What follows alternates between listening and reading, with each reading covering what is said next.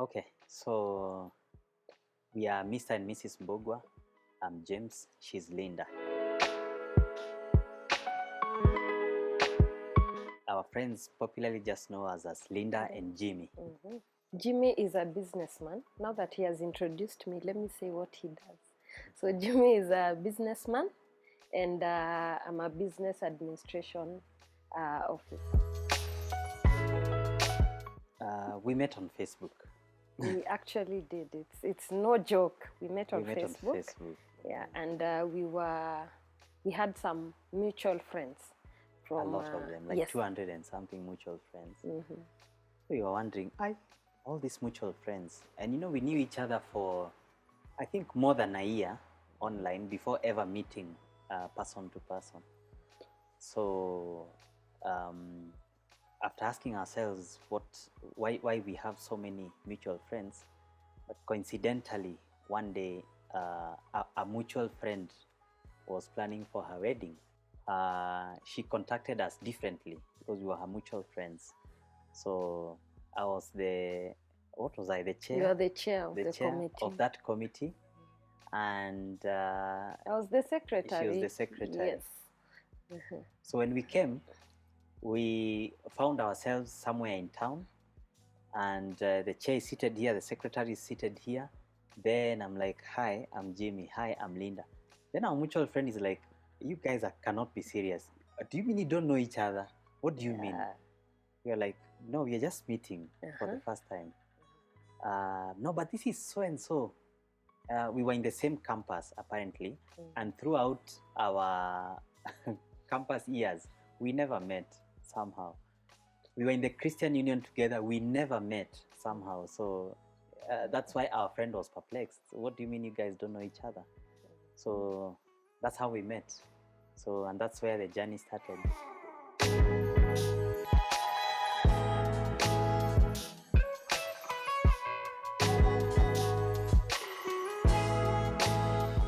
Luckily, we didn't have trouble asking for numbers because we were both committee leaders. So our names and numbers had to be there in the committee. Mm-hmm. So it was not difficult fishing out the number from somewhere.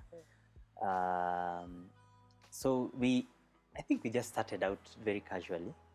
We didn't date for long, by the way. What's the longest we ever dated? Five or so months. Yes, but that was much later. The dating came much later because after the wedding, so we became friends, and of course we would meet and talk in social places with our other friends, mutual friends, and that went on for close to a year. Yeah. Yes, that was close to a year. Then, of course, now along the way, because we were very close, we kept on exchanging, we learned more about each other, and we started going for coffees as friends. And yes, after almost a year, then we started dating.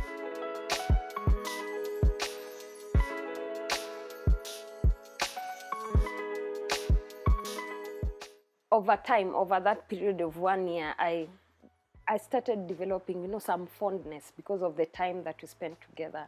We get to talk, and he's such a gentleman, by the way. He's a seasoned lover. That's what I can say. Yeah, so okay. Fast forward. So I think feelings developed along the way. The friendship was getting more and more solid, and I remember actually when I realized that I had developed something towards him. That was December of that same year when our friend got married. So fast forward December, I was traveling home for Christmas season.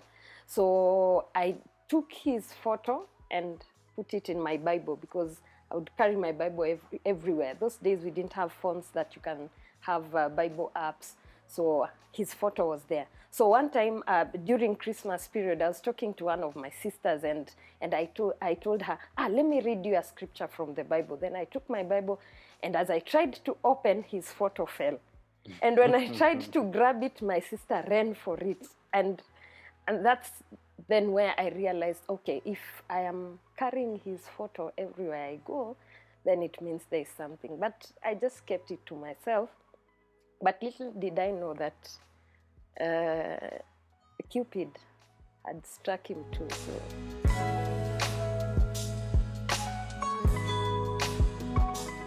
I think a lot about our relationship did not take the normal course,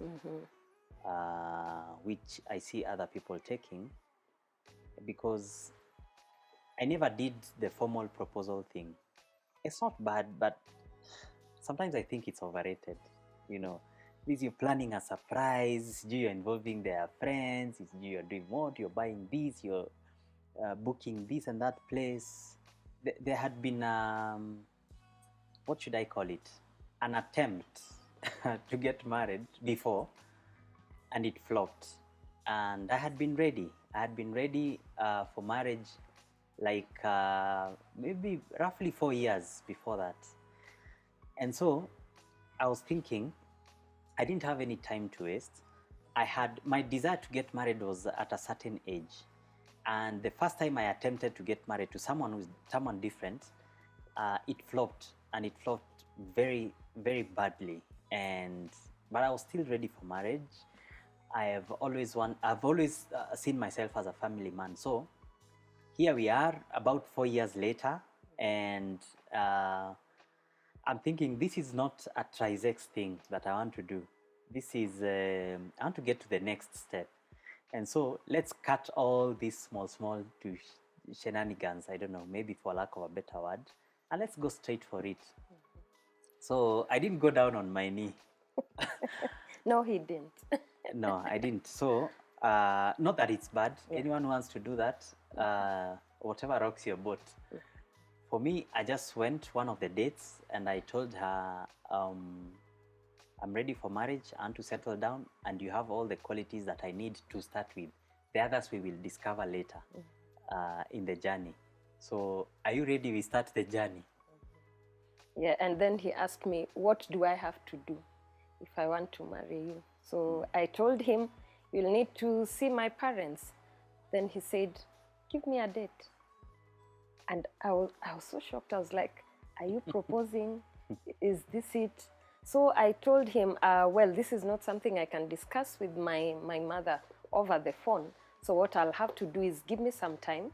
I'll talk to her, see when she's around, and I can go visit her and explain this to her. Because, you know, marriage stuff is, because I had also come out from a very tricky relationship before that. So I really had to go to talk to my mother and let her know that I'm past that and now I am ready for marriage. So he gave me some time and I took time, traveled to Western, that's where my mom is, and she didn't know where I was going, but I just said, I've missed you, let me come and visit you. So I arrived and we had dinner, then I told her, I think I'm ready for marriage and I found someone who wants to come and see you. So, of course, the usual, who is he, where is he coming from, when did you meet him, how long have you known him? And yeah, that's it. So we had a date very quickly because my mom was also happy because, you know, the joy of every parent is to see their children settling down in marriage. So yeah. Between formalizing it very well and being given permission by our parents, it was a straight 2.5 months and we were done. And we had our wedding. Because actually he came to our place to pay dowry in May of 2014. And our wedding, that was 1st of May, and our wedding was on 19th of July, the same year. So it went really, really fast. Because in May it was a dowry payment, then in June we had a pre-wedding back at my place, and July 19th we tied them.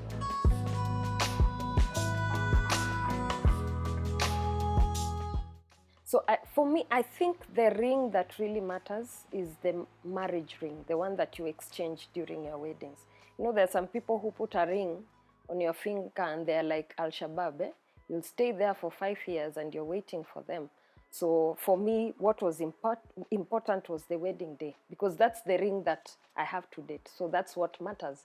The other one was not important to I me. didn't have a ring. Yes. I just thought if I tell her my intentions to get married and she accepts, that's it.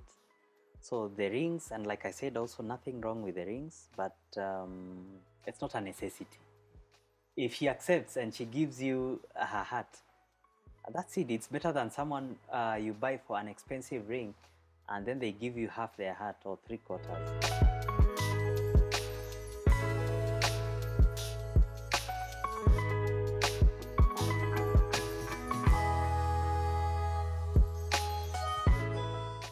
My late mom had reservations. My dad did not have reservations, but my late mom had questions. Why is it that you're going all the way to Western? My original ethnicity is Kikuyu, so we are from Muranga, Nyandarua. So it's like, there's so many Kikuyu girls. Why wouldn't you just pick one and marry? Why go all the way to Kakamega? And I'm like, no, this is the person that I feel I could spend the rest of my years with and start a family. And it's nothing to do with tribe, incidentally. And there are people who, I know so many people who are married, both from the same tribe, and they fight like wild cats. I mean, so as long as you've gotten yourself someone that you can have a peaceful and prosperous marriage with, then go ahead. Stop looking at tribe issues. And I honestly think those things are time barred now. We are gelling into a society that knows no tribal bounds. There are actually so many marriages that are actually even interracial marriages, let alone intertribal. So I think we are just in the right place. Yes. Okay. And well, from my side, we didn't have any issues. It was, I think we had seen quite a number of my relatives from the extended family marrying from across different tribes. So I think we didn't have those reservations from my side. But I'm glad to say that by the time my dear mother-in-law died, may her soul rest in peace, we were the best of friends. The best of friends. You would never have known that we had that issue before we got married. So tribe is nothing, because there is a saying in his mother tongue that says, your lover's place, when you go to your lover's place, there are no mountains. That one, yes. It's never too far to go to your lover's place. So if you find your love somewhere in West Africa, by all means go. Because even during the time for dowry payment, they traveled overnight to come and pay dowry. But I didn't see him dozing. He was very excited.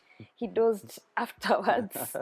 And that's a clear indication that it doesn't matter. If your heart is there, you go for it. Just make sure it's the right person, and the person who loves you and cares for you, and your purposes match, so that you can walk the journey of life together. And again, what are you marrying? Is it the tribe? Is it the distance? Is it or the tribal chief? You're marrying the person and the personality. So they have also traveled from wherever, come maybe to the city to either get an education, look for work or something. The same traveling she would do from Western to Nairobi for whatever reason is the same traveling I would do from Nairobi to Western for whatever reason, which includes looking for a wife. So we are good to go.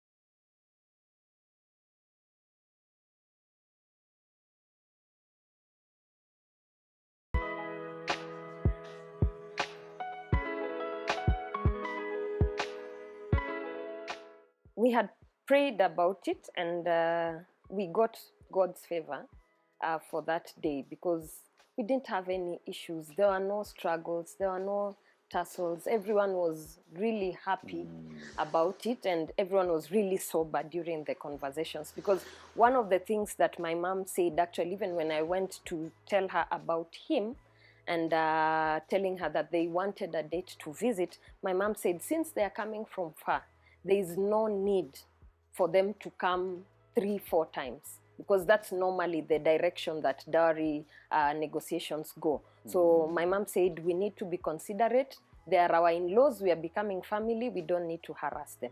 So she had a discussion with my uncles and family members who were supposed to be involved in the dowry negotiations. And by the time they came, God had already made a way. So it went very smoothly. Yeah. Pre-wedding for us, where I come from, the pre-wedding is not the usual pre-wedding that I've seen happening in Nairobi. It's a ceremony. It's like a wedding before the wedding.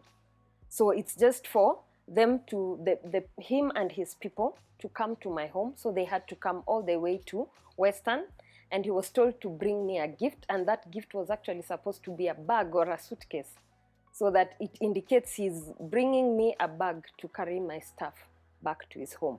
Then now you see, of course, the people from the village, the extended family, they couldn't all travel to Nairobi for the wedding. So we had that ceremony for them to be able to just meet him and his family, and to know who I'm going to get married to. Then it was like a small wedding, but it was an occasion for them to just say goodbye and God bless you as you go to your home. So not much in the preparations, just the usual preparing for guests. For us, food is big. It comes first. So they really had a time of their life because we get from our home, we really prepare when the visitors are coming. We cook and cook and cook. So yeah, that was just it. It wasn't much. We were actually very shocked. The amount and the types of food prepared, we were very shocked. But we actually enjoyed it.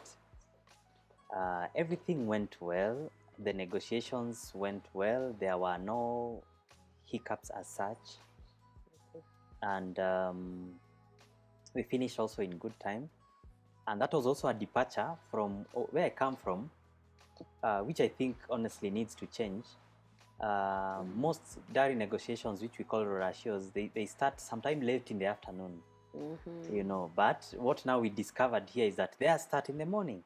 So you get to the homestead, you're welcomed with the breakfast. You are like, what kind of ceremony is this? So took breakfast.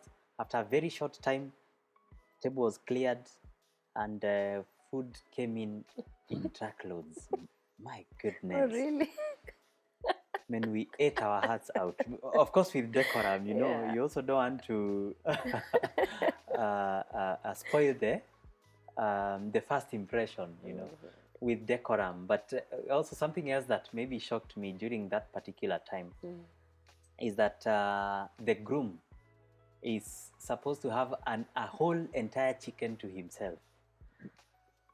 I never saw that anywhere. My people never saw that anywhere. So we were like, what is this?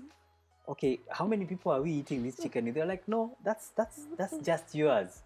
And then other people had their own pieces, and that's very interesting. We really ate to our fill, and well, that was a good thing, a new cultural thing to learn, and it went smoothly. And then when the negotiations started, of course, we were the first ones to be kicked out of the house. So we were told, she was told, do this, take your friend, go and show him all the corners of your ancestral land. So we went out, and the wazes remained. Yeah, even the women were kicked out. So they were just told, Sasa, now this one is specifically for the men. Just go out and let's carry on with this. But they were not there for long, maybe an hour. Maybe even less than even an hour. less. It was really just a formalization of things, yes. Because there had been some lobbying, let me say, before. There had been some lobbying because I had told her, you know my situation, you know the kind of earnings I have, and if they strain us too much, then we might have to postpone a lot of things. So how they normally say in kawaida lingo, cheza kama wewe.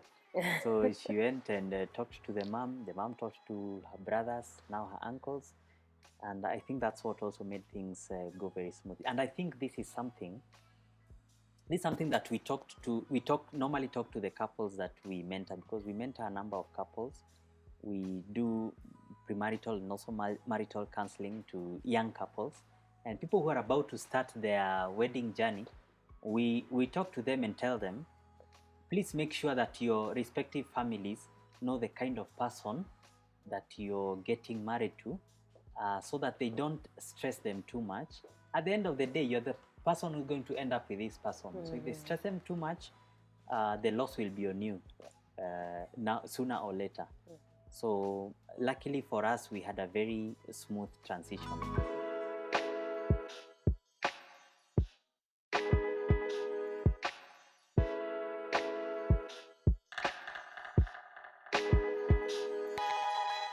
So we picked up the conversation of the wedding immediately because, as we said, we didn't have much time. Dowry was paid 1st of May, then 19th of July was the wedding. So we had to move really fast. But it went very well because we had a lot of things that we had talked about and agreed on even before we went and approached our parents. We knew, we had sat down, we had written our budget. Actually, initially, we just said, whatever money we have, however little it is, we are going to have a wedding on Sunday after the wedding, after the service. That's what he even told his pastor.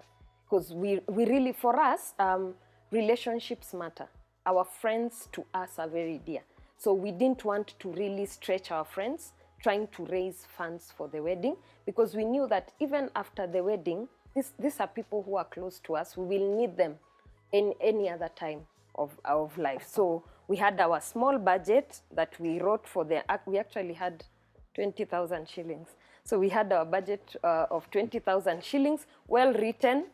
We consulted with actually one of my sisters and she said, this is okay, as long as you do the right thing.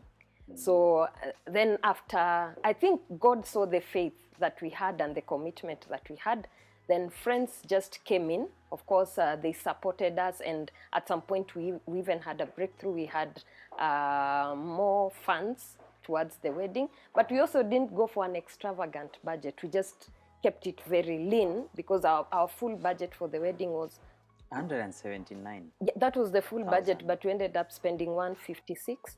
Yeah, 156 or thereabouts. So it was just a very nice small wedding where our friends came. But with a lot of people. Yes, with a lot of people. Our friends turned out in large numbers. And we really appreciate that. We value that they gave their time to come and just enjoy that day and celebrate with us. Yes. So the caterer told us that she fed around 600 people. Yes.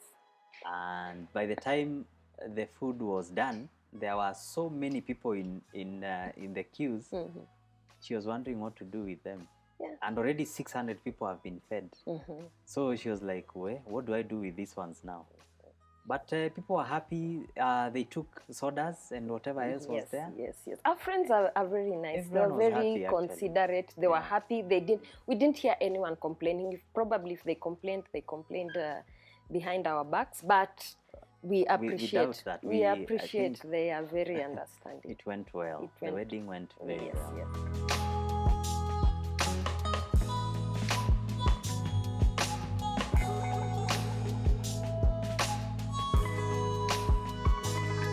Walking down the aisle, that was quite a moment. I think it's one of the most amazing feelings for any lady, because for us ladies, you start thinking about your wedding while you're still way young, probably in your nursery school. You start playing, it keeps replaying in your mind, and you draw photos of cakes and everything. So I think we are just wired into that. So when that time comes, for me, it was really an honor to know that he had come to take me as his wife in the way that, when I was brought up in a Christian marriage, that's what I was taught. That's what I know. So for him to just come and honor me in that way, when I was walking down the aisle, I was just thinking, this is it. It might not be the biggest wedding of the year, but this is the best gesture that someone has shown me, and it's such respect to my parents and to my family. So that's what was going on in my mind when I was walking down the aisle. White gown, looked like, you know, an Egyptian princess gown, eh? So yeah, but then the ladies, it was African themed. So I went for that look, and then for the men, they had African shirts and black khaki trousers. Then the ladies had African attires, and they were looking really lovely. They were looking like they were going to fly the next moment, but it was really nice. I really loved it. I think also the differences in culture also were a highlight for me, because normally the groom, from where I come from, the groom wouldn't normally go to the bride's place to pick them. But where she comes from, that's the norm. So I was required to go all the way to their home. But the requirement was that I should not alight from the vehicle. So I have to go all the way to even the gate, the entrance. But where the vehicle is parked, I cannot alight from the vehicle. The best I could do was roll down the window and just watch things from the inside of the vehicle, which is exactly what I did. And then my brother-in-law, my only brother-in-law, her elder brother, had contracted some Isikuti band, live Isikuti band. Yeah. I mean, those guys just made our day. And they started from her place. Yes. In the 6:30 morning at a.m. 6:30, where she was going to be picked. That's where they started. So they entertained people throughout until the bride came out, got into the vehicle, and then we drove. That was somewhere in Jamhuri Estate. Yes. Yeah, for me, I think that was the highlight of it. And of course, getting a wife. I mean, for men, we don't have so many complications of, oh, sijui how was the decor, na nini. And also we had very simple decoration, because it was African themed. So we just had African Vikois or something on the walls with the utels. What are they called in English? That one. In Swahili, they are known as utels. And so And guads. and also guads. Yes. So that was all the decoration. We didn't have a lot of fancy decorations. Remember, we were working on a lean budget, and the reasoning was that the real deal starts after the wedding. That's how, when the marriage kicks off.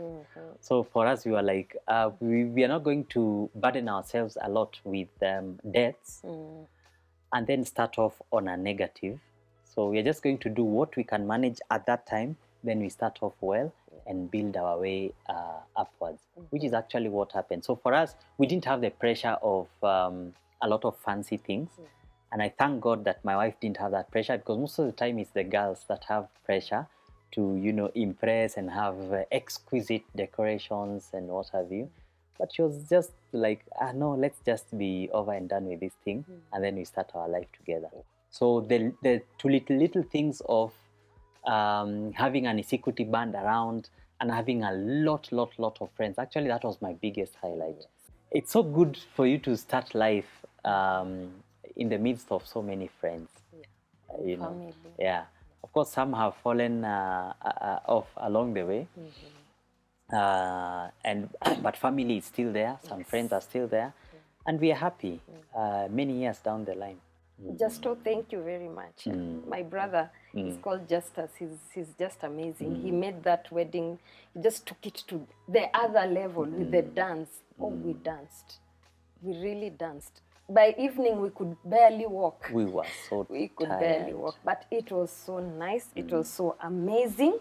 Actually, some of the relatives were saying, his relatives were saying that they didn't get much time to sing the songs from their culture, because the Sikuti just took over everything. And those guys, they were there, they were committed the entire day, 6:30 a.m. to almost 7 p.m. in the evening. And they kept on singing. They were so energetic. I don't know what they ate for breakfast.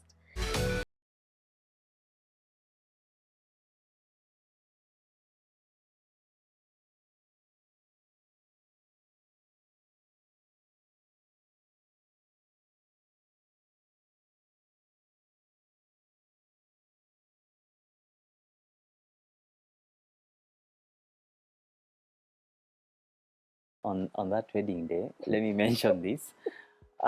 When we were going for our photo shoot, it was supposed to be at Paradise Lost. Then our driver got lost somewhere in Kiambu. Oh man, we went round and round, and then there was crazy traffic. I don't know actually what was going on along Kiambu Road that day. All the vehicles were just stalled on the road. There was crazy traffic. So they decided to use the Garden Estate route and get off some, I don't know, man, we got lost. We stayed. I think from around 1 p.m., we were coming back to the wedding grounds at around 4 something. 4, yeah, thereabouts. 4 something p.m. from 1 p.m. Yeah. It was crazy. But incidentally, you know, the security saved the day because throughout people were just dancing and having fun. After the eating, and the ones who missed food took sodas, and people were just dancing and dancing and dancing. And we were busy here finding our way where we had been lost. But finally we found our way, took the photos very well, and now came back. This traffic had eased a little bit, but not so much as well. So we really also had a rough time on the roads. Yeah. But we came back and we were like, oh my God, it's 4 p.m. Who are we even going to find? Because people had gotten used to this issue of if you get late too much, then people start walking out. But incidentally, people were still there. Waiting for us. And so in spite of that hitch, we really still enjoyed our wedding. Our friends were still there. And the reception went on very well up until almost 7 p.m. Is when now everything was coming to an end. And then our friends thought this was not enough. So they just organized for some after party. And we went to Sunstar Hotel, somewhere almost at Garden Estate there. So that's also where we had our evening party. And people still continued, you know, having fun, dancing, you know, making stories. And by the end of it, we were so tired, we would barely walk. We just crawled. That's why we also had our first night at Sunstar Hotel. And there was a lady called Anne, I think, who had organized for us. Anne, if you're watching, thank you very much. That was very good. God bless you. And we fell out of touch somehow. I don't know where she is nowadays. So, but that was good. And we just crawled into our room. We prayed. Our pastor was there. Our senior pastor is a very, very good friend of ours. So we made sure we invited him over to the room. We prayed. We opened the gifts, prayed over the gifts. We paid our tithe. We were like, bye-bye. So we started our life.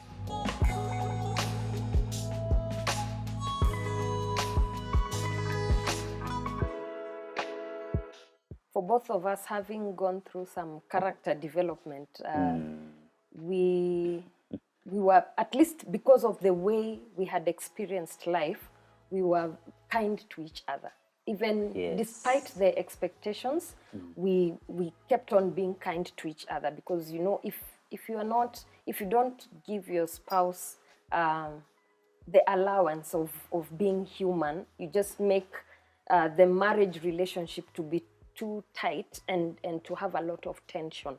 So probably from what we had experienced, we gave each other grace and the space to grow into the marriage, and I think that paid off really well. It did. Yes. I also think one of the things that helped us a lot is that when we started, it didn't take the trajectory of normal relationships how they start. I think I had mentioned that as we started.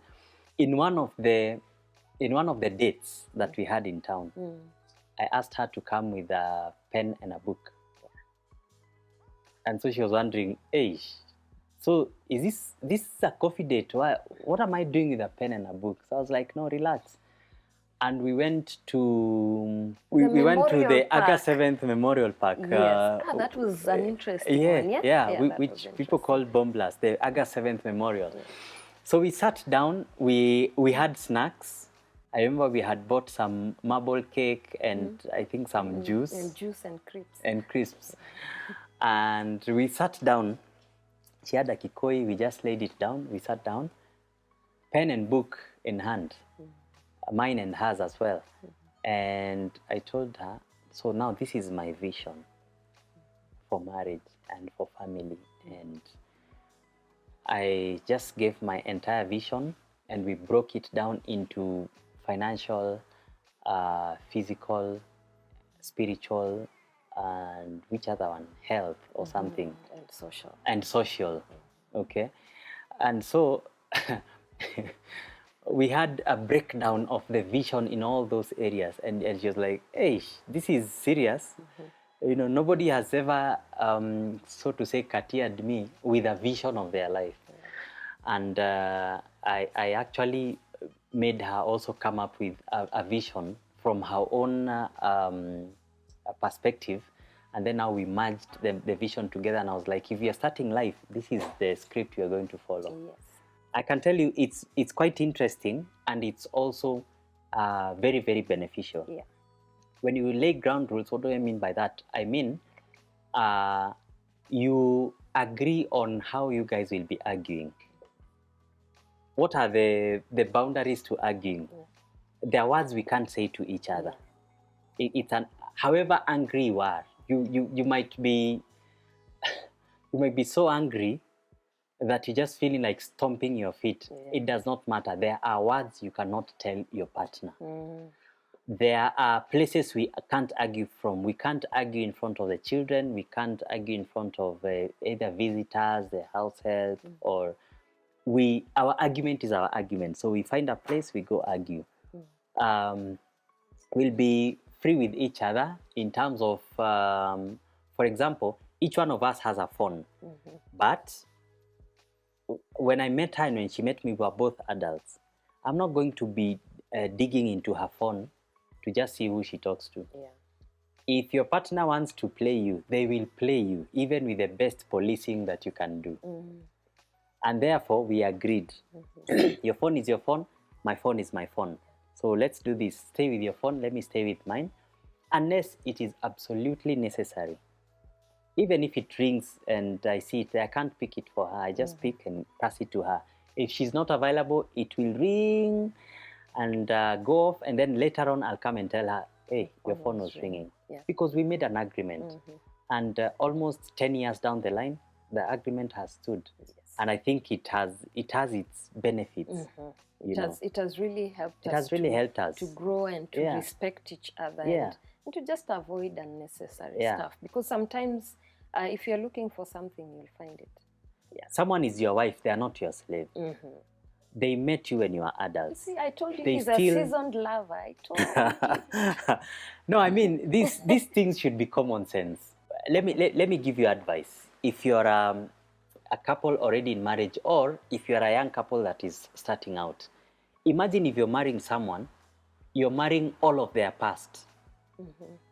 You're marrying all of their past failures, all of their past successes, all of their past social makeup. Everything that formed them to be the person they are, you're marrying that. So basically what that means is she has friends that she grew up with, she has friends that she went to school with. Why do you expect her to stop talking to those friends and family and childhood friends and acquaintances just because you got married to her? I mean, it's not logical. So allow her that space. Sometimes she has reunion meetings with her friends. I don't even know some of those friends who they are, but they went to school together. Let her go and have her time. I mean, I married a wife, not a slave, so to say. Yeah. So some of those ground rules, actually not some, I think basically all of them, they're really beneficial. They work. Man, we have a happy marriage because of those things that we said before. And of course, the vision, which we constantly are working to achieve. It takes two to tango. And the person you are marrying is the person you choose to tango with the rest of your life.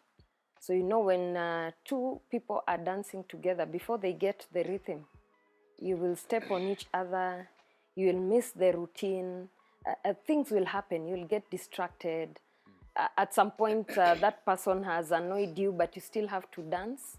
So the sooner you learn the steps, the sooner you get in sync, the better it will be for you. It's no one is perfect. Your spouse will not be perfect. Actually, marriage is that one institution where you will see that person in their rawest form, and you will still have to love them. If you believe in prayer like we do, you will still have to pray for them. If it's your husband, you will still have to take care of your husband. You will still have to take care of your wife, because it's a choice that you made. And if you choose the wrong person to tangle with, you will cry for life.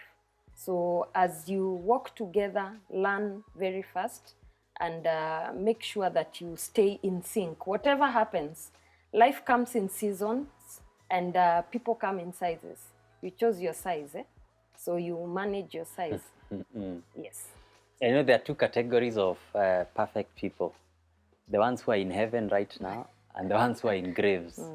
So the angels, Jesus Christ, if you're Christian or whoever else your religion holds, and people who have already passed on from this world, they're in the grave, because down there they can't sin, they can't annoy you, there's nothing they can do. Yes. They're just resting in peace. So those are the only perfect people. But as long as you've married someone in this world who is alive, don't expect perfection.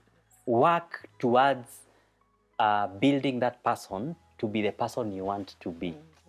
Okay? Yes. So if you don't like people making phone calls to your spouse past 8 p.m., don't scold her or him. Just tell her or him, this is what I like and this is what I don't like. So can we agree and work towards it? And most people are gracious enough to say, okay, fine, I'm getting out of my comfort zone with this, but maybe I'll create a new comfort zone and work life out. And I think with that mantra, our life has been good. Generally, we've had a happy marriage. Yes.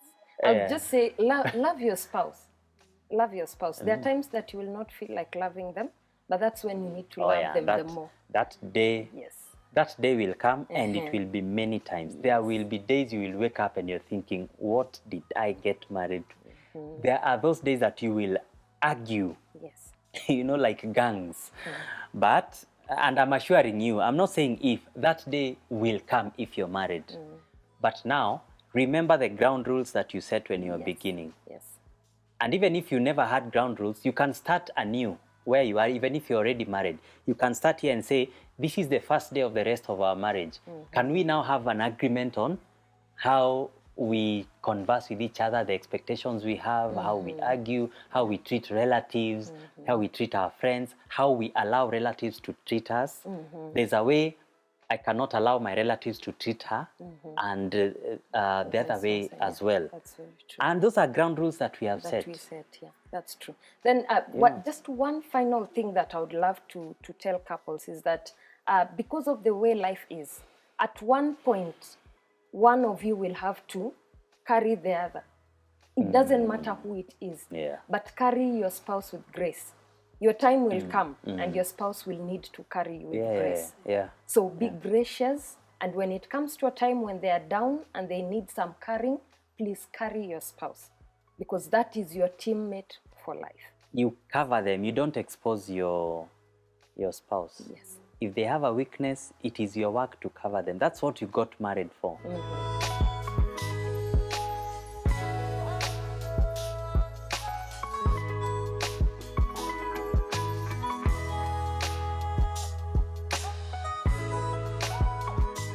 You have been hanging out with the Mbuguas, and this is our love story.